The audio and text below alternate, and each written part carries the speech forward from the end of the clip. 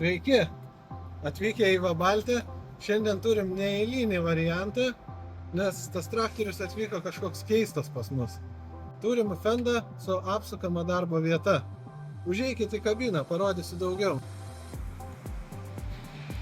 Tai užeikit į vidų. Kas unikalu šiam Fend modeliui, tai kad turim apsukamą darbo vietą. Vadinasi, vairas iš priekio persisuka ir atsiranda gale. Dar vienas dalykas, kas yra svarbu paminėti, kad persisuka visa vairuotojo darbo konsolė. Ir svarbiausia, kad traktoriaus vairavimo logika išlieka ta pati.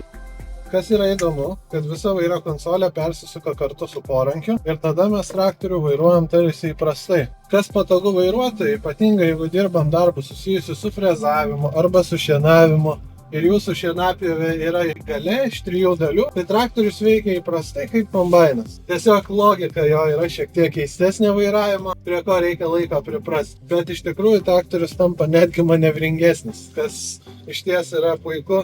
Dirbant tokius darbus, operatoriui nereikia persisukus važinėti, stebėti padargą už savęs.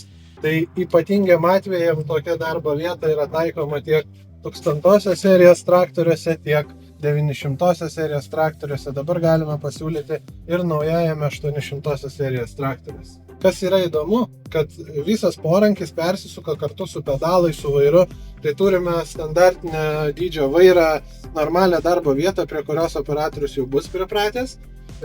Antras dalykas, kad traktoriaus vairavimo logika po vairo persukimo, jinai pasikeičia taip, kad jūs spaudžiate į priekį ir jūs iš esmės važiuojat į priekį kaip su standartiniu traktoriu. Toks traktoriaus vairavimo būdas yra labai patogus, jeigu turite žemės frezavimo frezas.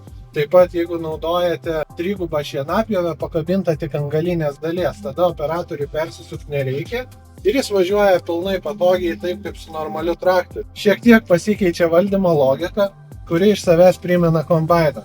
Bet prie to labai lengvai priprantam, dėl to, kad nereikia daryti jokių nenatūralių veiksmų ir vairas sukasi į standartinę pusę, viskas veikia tarsi normaliam traktoriui. O kiek užtrunka apkeisti darbo vietą, mes toj pat ir parodysim. Tai apie darbo vietos apsukimą.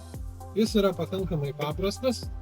Tai sustumam sėdynę iki galo, atlenkiam ar ne mūsų vairą, tada mes apsukam sėdynę su vairu, darom vairą, atstumam sėdynę, atsisėdam ir važiuojam.